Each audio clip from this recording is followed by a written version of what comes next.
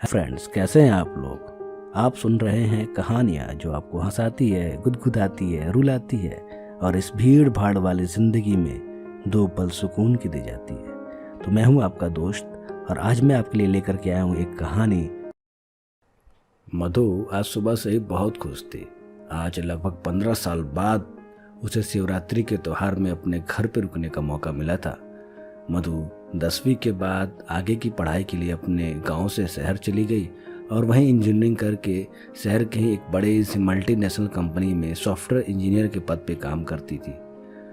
शिवरात्रि का त्यौहार उसे सबसे ज़्यादा पसंद था क्योंकि उस त्यौहार को उसके गांव के लोग बहुत धूमधाम से मनाया करते थे। गांव के शिव मंदिर के बाहर एक बड़े और भव्य मेले का आयोजन किया जाता था जिसमें दूर दूर के गाँव के लोग भी आया करते थे।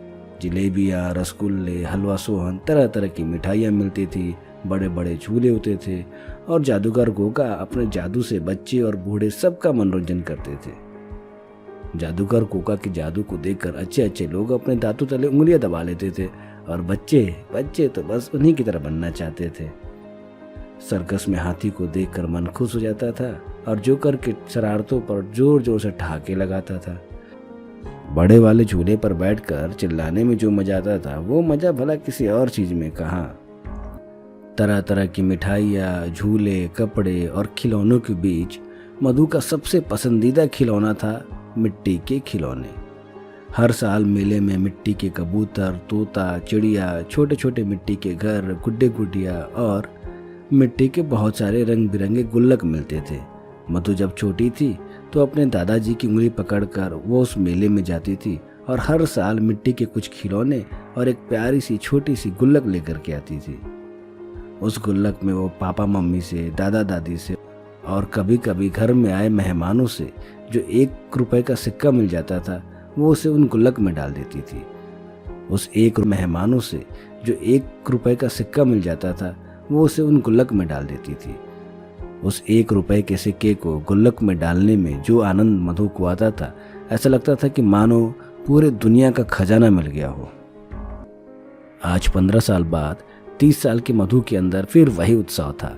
आज फिर वो 10 साल की बच्ची की तरह चहक रही थी और खुश भी क्यों ना हो। 15 साल पहले शहर की भीड़ भाड़ में मिट्टी के वो दोस्त जो पीछे रह गए थे, आज उनसे फिर से मुलाकात होने वाली थी।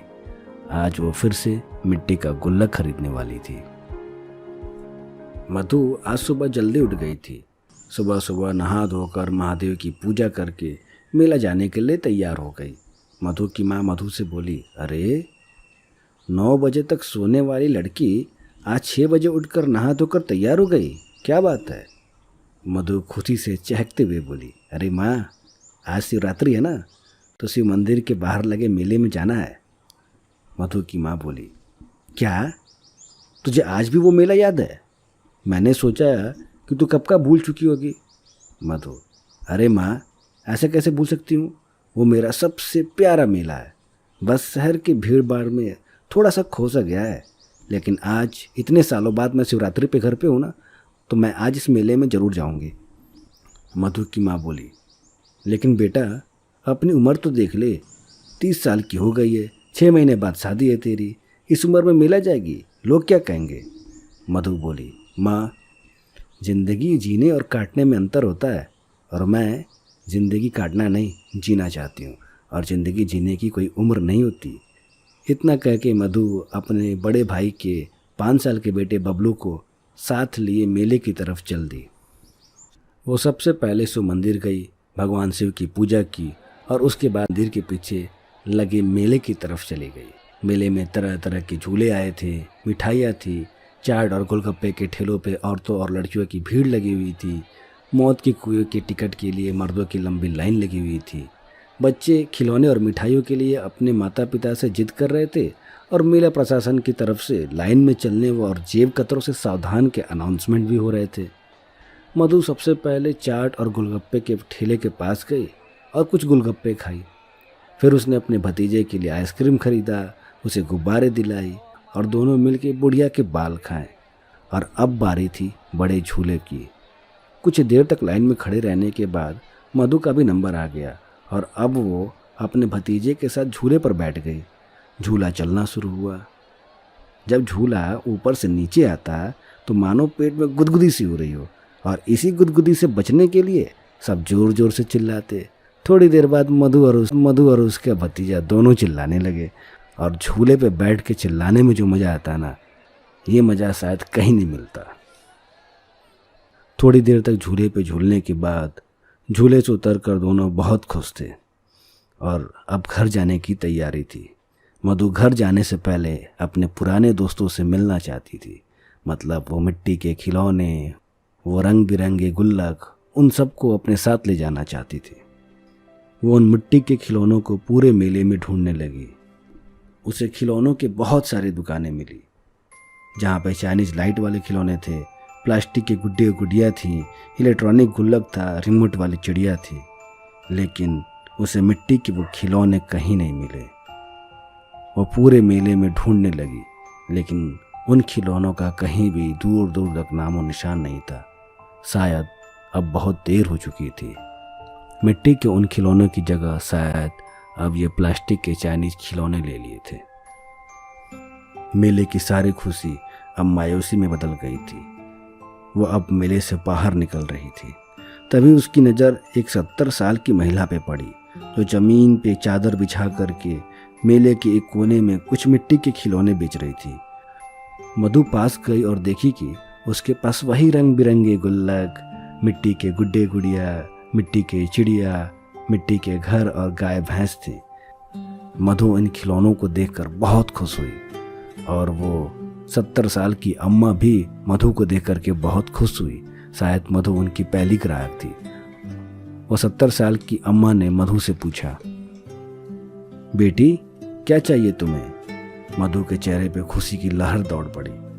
मधु ने झट से एक सुंदर से रंग बिरंगे गुल्लक की तरफ इशारा करते हुए पूछा, अम्मा ये गुल्लक कितने का है? और बोली, 20 रुपए का। मधु, बस 20 रुपए? इतना सस्ता क्यों? और पहले तो इन मिट्टी के खिलौनों की बहुत सारी दुकानें हुआ करती थी, लेकिन इस बार सिर्फ आप ही बेच रही है, ऐसा क्यों?